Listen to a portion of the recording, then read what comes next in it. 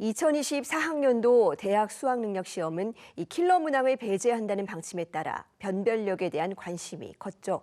어제 EBS 현장교사단은 국어와 수학, 영어 모든 영역에서 변별력이 강화됐다고 분석했는데 이 수험생들의 가채점 결과도 비슷했습니다. 시험이 만만치는 않았던 만큼 이 입시 전략도 지난해와는 달라져야 할 것 같습니다. 먼저 진태희 기자의 보도부터 보시겠습니다.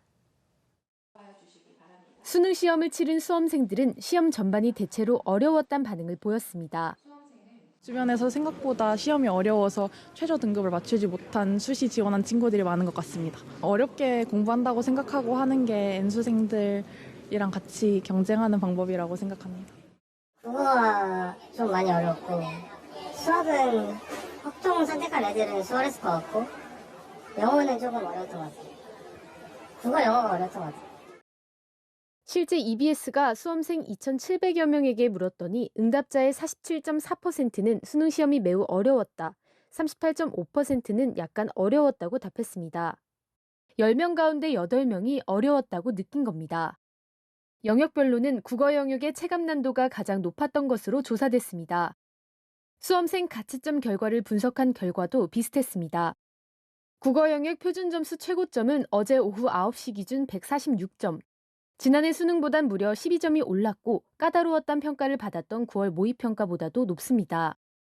표준 점수는 개인의 원점수가 평균 성적과 얼마나 차이가 나는지 보여주는 점수로 최고점이 높을수록 어려웠다고 해석하는 경향이 있습니다.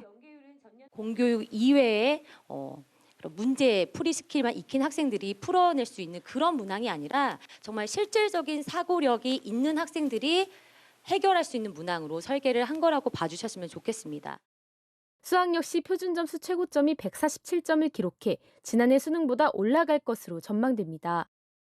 최상위권 변별력도 9월 모의평가보다는 훨씬 강화됐다는 분석입니다. 최상위권에 대한 변별력을 강화하다 보니 최상위권에서는 어려워졌네라는 느낌이 나오겠지만 그 이외의 학생들은 그 문제를 보면서 뭐 어려워졌다, 쉬워졌다를 판단하기보다는 그냥 9월과 비슷한 수준에서 지금 문제를 풀고 있지 않을까. 절대평가인 영어 영역 역시 1등급 비율이 7.83%였던 지난해 수능보단 더 까다롭고 4.37%에 그쳤던 올해 9월 모의평가와는 비슷한 수준으로 분석됩니다.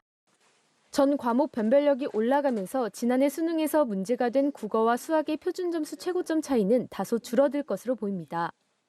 다만 선택 과목 미적분과 기하가 고득점에 여전히 유리할 것으로 여겨지는 만큼 이과생 강세는 어느 정도 이어질 가능성이 있습니다. 또 의대 등 최상위권 대학에 도전하기 위해 대거 합류한 N수생 비율이 28년 만에 최고치를 기록하면서 성적 분포에 중요한 변수로 작용할 걸로 전망됩니다. EBS 뉴스 진태입니다.